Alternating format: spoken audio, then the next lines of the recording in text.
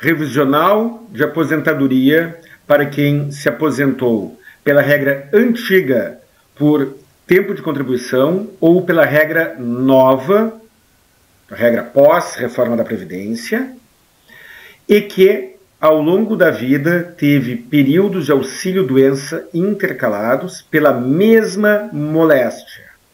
A pessoa ficou um tempo em auxílio-doença, teve um período sem receber nada, nenhum benefício previdenciário, o auxílio-doença cessou, ficou um período sem receber benefício nenhum, e aí depois teve um novo período de auxílio-doença, e aí depois, antes de se aposentar, efetuou pelo menos uma contribuição, de modo que esta contribuição foi intercalada, o período de auxílio-doença foi intercalado com contribuições antes da aposentadoria.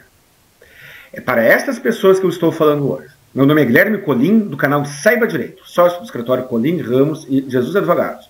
Por favor, curta, comente, compartilhe, por favor, não apoie propagandas. Olha só, um segurado estava trabalhando normalmente e aí entrou em benefício de auxílio-doença em 2015 e no dia 1º de janeiro de 2016 teve alta. O benefício foi cessado no dia 1º de janeiro de 2016. Ao longo do ano de 2016 ele não trabalhou, não contribuiu e não recebeu benefício previdenciário nenhum. Aí, no dia 1º de janeiro de 2017, ele voltou a ter um benefício previdenciário. Foi lá e pediu um benefício previdenciário pela mesma doença. Ficou 2017 recebendo benefício. No dia 1º de janeiro de 2018, teve alta, teve cessado seu benefício, ficou o ano de 2018 inteiro sem contribuir e sem receber benefício nenhum. Aí, no dia 1º de janeiro de 2019, teve um novo benefício previdenciário pela mesma doença. Teve alta logo depois, pagou uma contribuição, pelo menos, e se aposentou antes da reforma. Ele teve 2 anos em que ele não contribuiu e não recebeu o benefício de auxílio-doença. Intercalou esses 2 anos com uma contribuição e se aposentou. Se aposentou pela regra antiga. Na regra antiga existia o fator previdenciário. O fator previdenciário era uma tabela que levava em conta a idade e o tempo de contribuição. Então, se pegava, numa coluna tinha a idade, na linha de baixo tinha o tempo de contribuição, se fazia o cruzamento e se via ali qual era o fator. Pessoa com 53 anos de idade, 35 anos de contribuição, o fator previdenciário será de 0,6. Então, se pegava a média do salário de contribuição daquele segurado e multiplicava por 0,6. Mas digamos que ele tivesse os mesmos 53 anos de idade, mas tivesse 37 anos de contribuição. Com 37 anos de contribuição, o fator previdenciário já não era 0,6. Talvez, vamos imaginar que fosse 0,7. Em vez de ele receber 60% da média do seu salário de contribuição, ele recebia 70%. Tá bom? Mas o que tem a ver uma coisa com a outra? Tem a ver uma coisa com a outra é o seguinte: se ele esteve em auxílio-doença ao longo do ano de 2016, não teve auxílio-doença em 2017, teve auxílio-doença em 2018 e não teve em 2019, ou tanto faz, usando, é claro, ele terá o tempo de auxílio-doença foi computado, mas o tempo que não recebeu auxílio-doença não foi.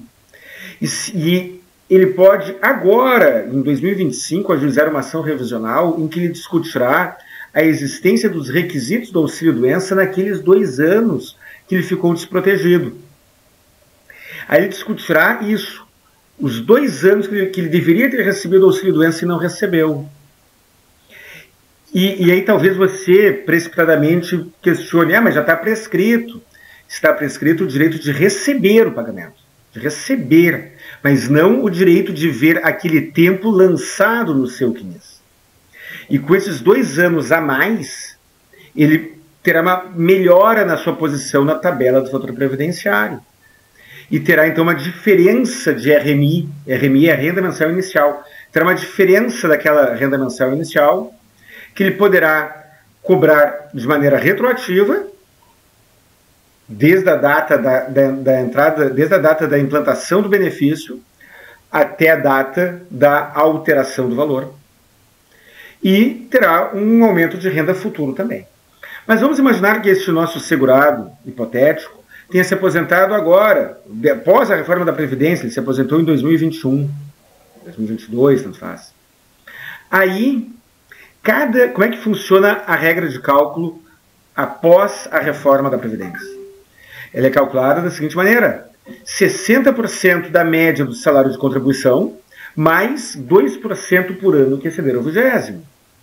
Se ele conseguir incluir esses 2 anos que eu estou usando no exemplo aqui, incluir esses dois anos, ele terá um ganho de 4%, 2 anos a mais, cada ano 2%, 4% na sua renda mensal inicial, que ele terá como ganho a partir da implantação para frente, e ainda terá direito a receber os atrasados.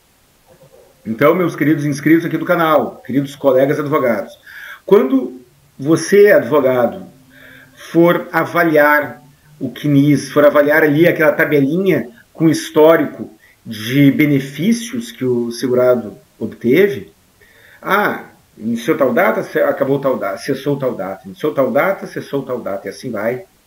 Verifique se foi a mesma incapacidade e se tem como buscar, portanto, o reconhecimento do direito ao auxílio-doença naqueles intervalos. E depois você usará aqueles intervalos para pedir o recálculo da aposentadoria. Com a inclusão deste tempo, talvez o segurado tenha se enquadrado em uma regra de transição. Talvez ele tenha ficado em uma melhor posição na tabela do fator previdenciário. Talvez ele consiga se aposentar pela regra antiga e sem necessitar, portanto, dos efeitos da regra após a reforma. Talvez ele tenha apenas o direito a 2% de acréscimo por ano que exceder o 20º. Tudo isso dependerá, por óbvio, do caso concreto. Mas esta diferença é grande, é uma diferença relevante. Tá, mas e se ele teve períodos intercalados ali, mas não foi pela mesma doença, não foi pela mesma moléstia? Se não foi pela mesma moléstia, ele não poderá reivindicar a aplicação do princípio da continuidade do estado incapacitante. Mas se ele tiver uma documentação médica que comprove a sua incapacidade naquele período, ele poderá obter o mesmo resultado, o reconhecimento dos requisitos do auxílio-doença naquele período, não para receber de volta o dinheiro que deveria ter recebido e não recebeu, porque isso está prescrito. Talvez esteja prescrito, mas sim para incluir aquele tempo para fins de cálculo de benefícios futuros. O princípio da continuidade do estado incapacitante não é requisito para o reconhecimento da incapacidade em algum período pretérito. Queridos inscritos aqui, espero ter ajudado. Um grande abraço e até o próximo vídeo.